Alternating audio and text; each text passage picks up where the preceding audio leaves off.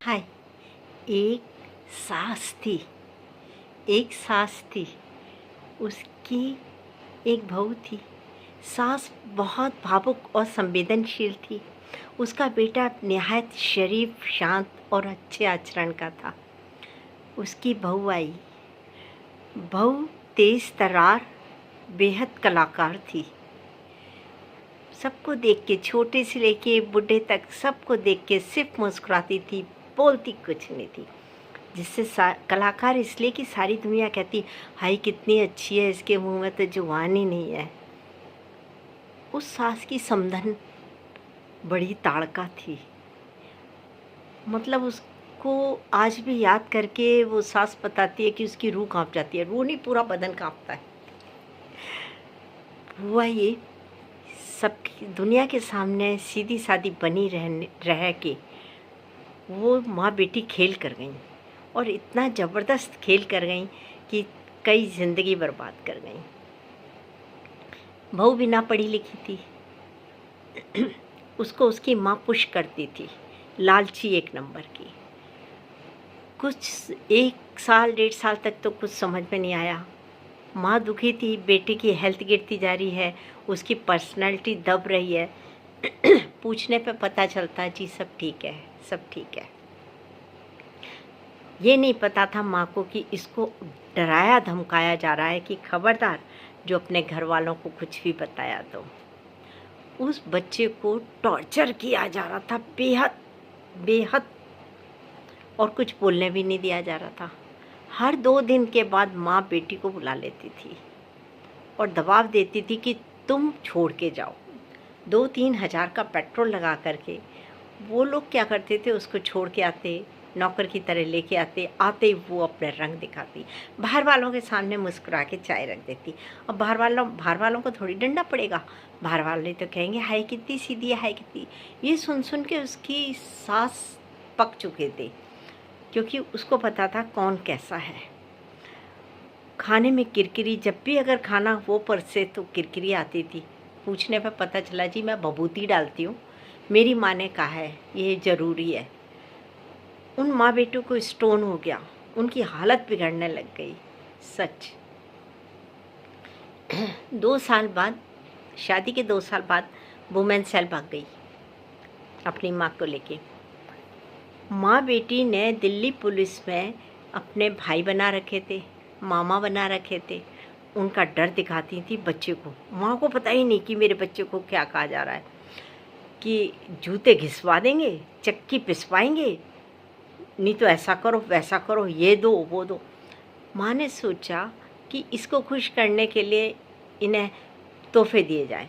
उसने बेडशीट, भारी bed cover, curtains, कालीन, crockery, decoration piece, music system लड़के की माँ ने अपनी बहू के घर भेजना शुरू किया। अब अच्छी क्वालिटी की बेड कवर्स तो ऐसे ही होते हैं, एम्ब्रॉयडरी किए हुए रेशमी धागे से।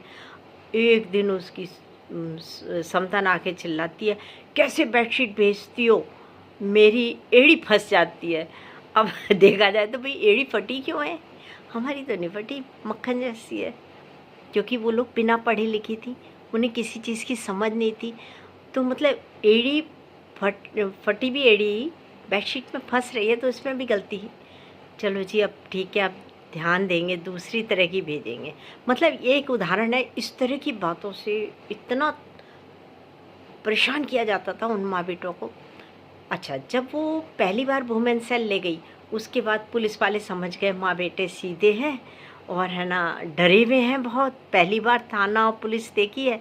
तो पुलिस वालों ने भी जम के पैसा खींचा, और वहाँ तो भाई मामा बहुत थे भाई, उन्होंने तो ऐसी तैसी करनी थी बेचारों की। चलो वो सब होता रहा, कोई बात नहीं। और नए नए वकीलों ने देख लिया कितने घबराए हुए हैं। भी तो बाद में समझाया गया कि भाई इतने मत घबराओ, ऐसा तो बहुतों के संग हो रहा है, तो बहुत बाद में पता चला। वकीलों ने, एक वकील ने 8 लाख रुपए ले लिए, एक वकील ने 3,80,000 रुपये ले लिए। इस तरह करके पैसा जाने लगा। अब वो लोग बहुत परेशान, रात दिन रोते। फिर वो माफ़ी मांग करके वापस आ गए, ये गिरह ने करा दिया। तो ठीक है, वो महिला बताती है कि हमने बड़े प्यार से वापस रख लिया और कभी ज़ुबान पर भी नहीं लाए कि तुम हमें थाने ले गई। बड़े प्यार से रहे। 2 साल फिर निकले, फिर प्लॉट के पैसे आए, वो फिर भागे वुमेन्स सेल। उसकी माँ सिखा सिखा के भेजती। एक बार वो लोग गाड़ी भर के लोग आ गए, उसके जीजा वगैरह, उन्होंने प्लान बनाया कि सास को उठा के ऊपर से जाके 4वीं 5वीं मंजिल से फेंक देंगे और कहेंगे कि ये डिप्रेशन में रहती थी। सर्दियों की रात सब अंदर रहते थे। वो तो उस बहू सास ने फ़ोन ही करके किसी को बुला लिया अपनी हेल्प के लिए। तो बेल बज गई तो उन्होंने छोड़ दिया, नहीं तो काफ़ी दूर तक घसीट के ले गए थे रात को, सर्दियों की रात। खैर, वो वापस हर 2 साल बाद वुमेन्स सेल खड़ा कर देना, फिर वकील, फिर ये वो, मतलब मौत मांगते थे दोनों जने, माँ बेटा। फिर उन्होंने सोचा सुसाइड करें। उन्होंने कहा नहीं, अगर हमने सुसाइड कर लिया तो ये तो पहले ही कहते हैं ये सारा हमारा है, सब ले जाएंगे, और ये तो चाहते हैं कि हम मर जाएं। ज़िंदगी का ये परिस्थितियों का सामना करेंगे सोच के वो कोर्ट थाने, घर कोर्ट थाने, खाना बन नहीं पाता, चक्कर आते, दोनों की नींद उड़ गई। फिर वो तीसरी बार वापस आ गई। फिर चौथी बार वो बताती है महिला कि उन लोगों ने मन बना लिया कि अब चाहे, अच्छा एक लड़के वाले कह नहीं सकते हैं कि नहीं रखेंगे, कोर्ट अगर आदेश करती है कि ये रहेगी वहाँ तो रहेगी भाई, क्या करें। चौथी बार उन्होंने मन बना लिया फांसी हो जाए, फांसी, पर हम नहीं रखेंगे। जाके उन्होंने कोर्ट में कहा जी नार्को टेस्ट करा ले जाए। एक बात बहुत अच्छी थी, काफ़ी पुलिस वाले और सारे जज जो कि ट्रांसफ़र होके आते जाते थे, वो सारा पढ़ते और सारे प्रूफ देखते तो वो समझ गए, और वो वहाँ खड़े होने पे भी समझ गए। तो कोई जज ऐसे कह सकती है कि क्यों ज़िंदगी खराब कर रहे हो आप लोग, कुछ दे दबा के, मतलब सब समझते थे कौन गलत है कौन सही है। खैर, मैं तो उन माँ बेटे की हिम्मत को दाद देती हूँ, वो लगे रहे।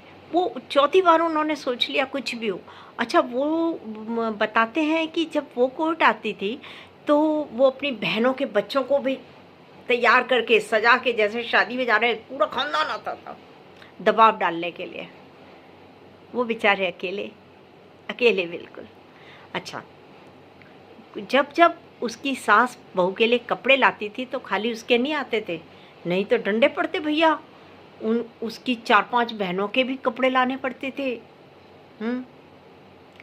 मतलब हर तरह से पैसा तो यूँ गया सारा, मतलब ये इस हालत तक छोड़ दिया था कि चमड़ी भी बचेगी जिस्म पर कि नहीं।